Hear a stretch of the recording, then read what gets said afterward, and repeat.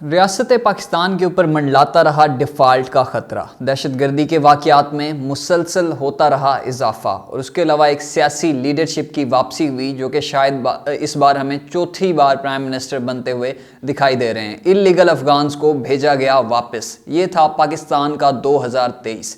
इस साल की शुरुआत होती है, पीडीएम की गवर्नमेंट पाकिस्तान को रूल कर रही थी। पीडीएम की गवर्नमेंट जब पाकिस्तान को रूल कर रही थी तो सबसे बड़ा इशू उस वक्त में था वो इकॉनमी का इशू था। पीडीएम ने ज़ाहिर डील करने की कोशिश की आईएमएफ के साथ ताकि वहाँ से कुछ फॉरेन एक्सचेंज रिजर्व्स हमारे स्टेबल हो सकें जब वहाँ से कोई ट्रेंच आएगी आईएमएफ की तो। लेकिन आईएमएफ ने हमसे डिमांड की कुछ स्ट्रिक्ट डिमांड्स। उन्होंने कहा कि एसएपीज़ के ऊपर, स्ट्रक्चरल एडजस्टमेंट प्रोग्राम्स के ऊपर अमल किया जाए जो कि टफ डिसीजंस थे। पीडीएम ने जब वो टफ डिसीजंस लिए तो उसके साथ ही हमने देखा कि इलेक्ट्रिसिटी प्राइसेस में हाइक देखने को मिला हमें, और सिमिलरली गैस प्राइसेस बढ़ती हुई दिखाई दी, फ्यूल प्राइसेस बढ़ गई, यानी कि ऑयल की जो प्राइसेस थी तकरीबन 305 तक जा पहुंची, तो जिसके नतीजे में हमने पूरी रियासत पाकिस्तान में प्रोटेस्ट देखे। ये तो था हमारी इकॉनमी का अहवाल। इकॉनमी स्टेबल हो जाती है जब आईएमएफ के साथ हमारी डील हो जाती है। इसहाक डार साहब जो है उस टाइम इकॉनमी को डील कर रहे थे। उससे पहले 90s से उनकी लेगेसी है कि वो इकॉनमी को डील कर रहे हैं और वो आर्टिफिशली मैनेज कर लेते हैं इकॉनमी को। सिमिलरली उन्होंने डील ब्रोकर की आईएमएफ के साथ, और फिर उसके बाद जो सॉर्ट ऑफ हम कह सकते हैं कि एक टेम्परेरी यूफोरिया, थोड़ी टाइम की खुशी मिली जिसके तहत एक रिलीफ मिला आपकी इकॉनमी को। लेकिन इन्फ्लेशन की अगर मैं बात करूं, जो हाईएस्ट इन्फ्लेशन रही 2023 में वो 36.4 तक रही, लेकिन आजकल थोड़ा बहुत रिलीफ देखा गया इन्फ्लेशन में और इन्फ्लेशन 28% तक आ चुकी है।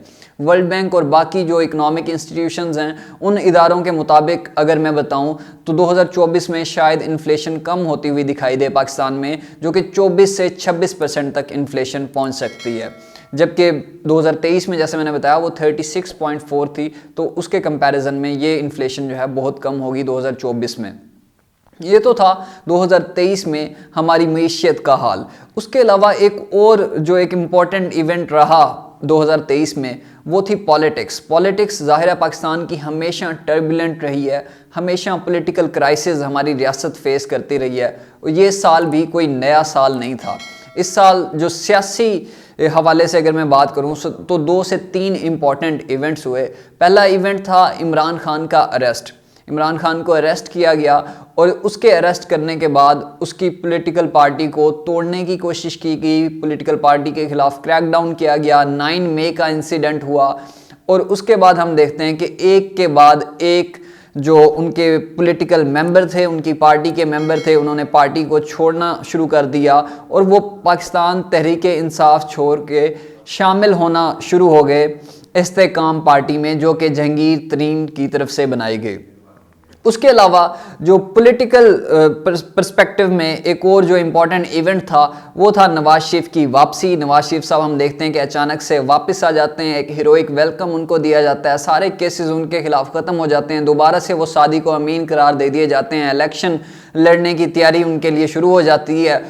आते ही उन्होंने डिफरेंट अलाइंसेस बनाना स्टार्ट कर दिए, उनके सारे गुनाह माफ़ हो गए और अब वो सच्चे और पक्के लीडर बन चुके हैं और देखा यह जा रहा है कि शायद वो दोबारा हमें पावर में आते हुए दिखाई दे रहे हैं। चौथी बार वो प्राइम मिनिस्टर बनते हुए दिखाई दे रहे हैं। ये कोई फर्स्ट टाइम नहीं है। अक्सर जब भी नवाज शरीफ पहले भी एग्जाइल में गए थे मुशर्रफ के टाइम, तो तब भी यही कहा जा रहा था कि शायद उनकी सियासत ख़त्म हो चुकी है, लेकिन उनकी सियासत ख़त्म नहीं होती। वो वापस आते हैं 2013 में, दोबारा इलेक्शन जीतते हैं और प्राइम मिनिस्टर बनते हैं, और इस बार भी लग रहा है कि हिस्ट्री खुद को दोबारा रिपीट करने वाली है।